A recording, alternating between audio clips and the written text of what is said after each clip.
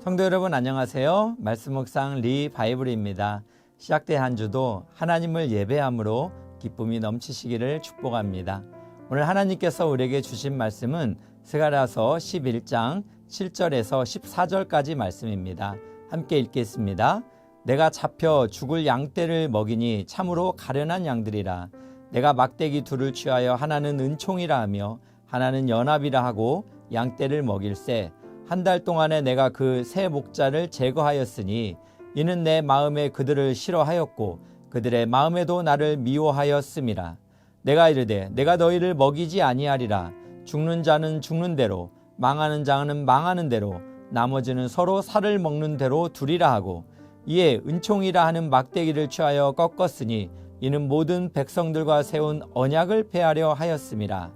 당일에 곧 폐함에 내 말을 지키던 가련한 양들은 이것이 여호와의 말씀이었던 줄 안지라. 내가 그들에게 이르되 너희가 좋게 여기거든 내 품삯을 내게 주고 그렇지 아니하거든 그만두라. 그들이 곧 은 30개를 달아서 내 품삯을 삼은지라. 여호와께서 내게 이르시되 그들이 나를 헤아린 바 그 삭을 토기장이에게 던지라 하시기로 내가 곧 그 은 30개를 여호와의 전에서 토기장이에게 던지고 내가 또 연합이라 하는 둘째 막대기를 꺾었으니 이는 유다와 이스라엘 형제의 의리를 끊으려 함이니라. 아멘. 시편 119편 5절 말씀은 주의 말씀은 내 발의 등이요 내 길의 빛이니이다 라고 말씀합니다. 즉 하나님의 말씀은 삶의 빛이 되어 일상에서 겪는 크고 작은 문제들을 해결하고 잘못된 선택으로 인해 실수하지 않도록 우리를 지켜주는 역할을 한다라는 것을 이야기합니다.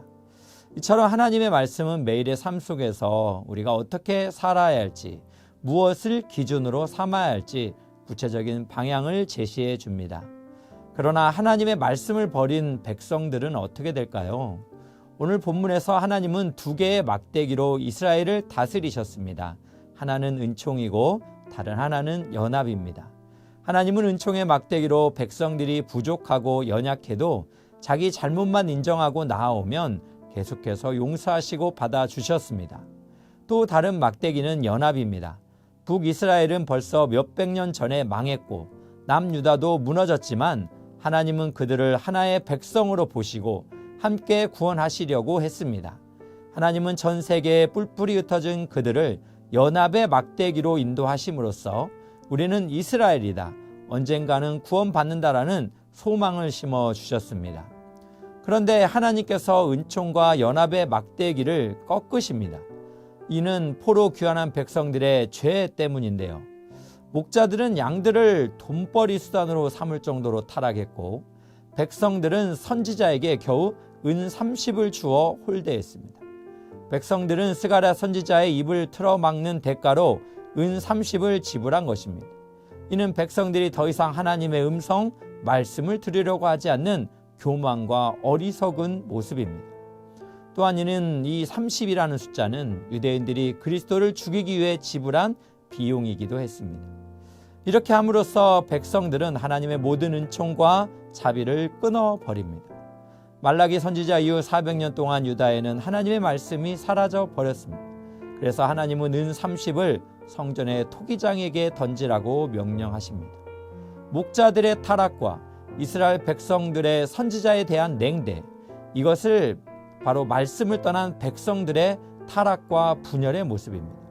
그래서 하나님께서는 하나님의 말씀대로 살지 않고 자신의 이기적인 탐욕을 위해서 살아가는 거짓 목자들과 선지자를 버린 이스라엘 백성들을 심판하시겠다고 말씀하고 있는 것입니다.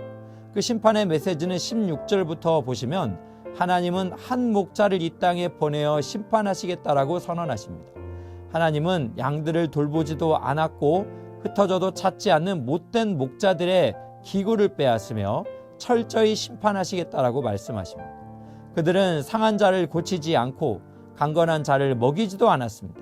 살찐 고기를 먹고 발국까지 찢어서 먹는 등 하나님의 말씀을 버리고 불순종했습니다. 이는 하나님의 백성들이 선한 목자이며 말씀의 대언자인 스가랴 선지자를 버려서 자초한 심판입니다.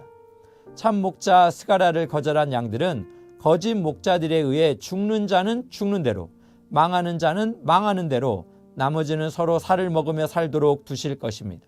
또한 하나님은 양들을 돌보지 않는 거짓 목자들도 반드시 심판하실 것입니다.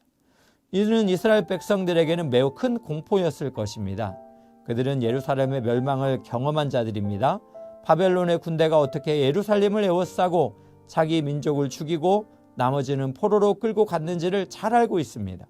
그런데 지금 스가랴 선지자가 말하는 것은 무엇입니까? 그런 비극이 또 한 번 일어난다는 것입니다. 이번에는 전보다 더 인정사정 없이 그들을 명말시키고 죽이고 끌고 간다는 것입니다. 이 얼마나 끔찍한 일입니까? 유다 백성들은 무려 70년 동안이나 바벨론에서 포로 생활을 하다가 겨우 돌아와서 천신만고 끝에 성전을 재건했습니다. 그런데 예루살렘이 또 멸망한다는 메시지는 그들에게는 회개를 촉구하는 말씀입니다. 포로 귀환한 백성들이 자신들의 선입견과 편견을 버리고 하나님을 의지하지 않으면 구원받지 못함을 말씀하는 것입니다. 비록 유다 백성들이 힘겨운 포로 생활을 마치고 돌아와 성전을 재건함으로써 새로운 시대를 준비하는 수고를 했다 하더라도 우리 유다 백성, 우리 민족, 우리 나라라는 민족 우월주의에 대한 고집과 편견을 버리지 않으면 둘째 멸망을 면치 못할 것입니다.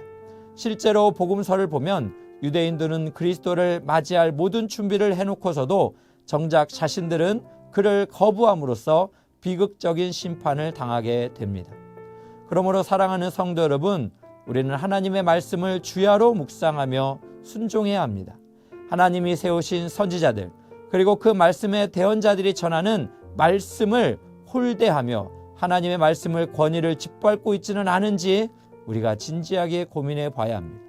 그리고 하나님의 말씀을 최고의 권위로 인정하고 자신의 이기심과 탐욕, 민족주의와 내적인 고집, 외적인 허세를 내려놓고 주님 말씀 앞에 겸손히 순종하는 복 있는 삶이 되시기를 축복합니다.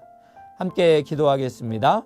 사랑하는 하나님, 주님의 말씀을 사랑하고 그 말씀에 운명을 거는 우리가 되게 하옵소서. 세상의 온갖 풍조에 떠밀려 요동하지 말고 오직 하나님의 말씀에 견고한 의뢰를 둠으로써 소망으로 살아가게 하옵소서. 매일의 리바이블 영상 큐티를 통하여 말씀이 삶 속에 살아넘치는 복 있는 삶이 되게 하옵소서. 예수님의 이름으로 기도합니다. 아멘.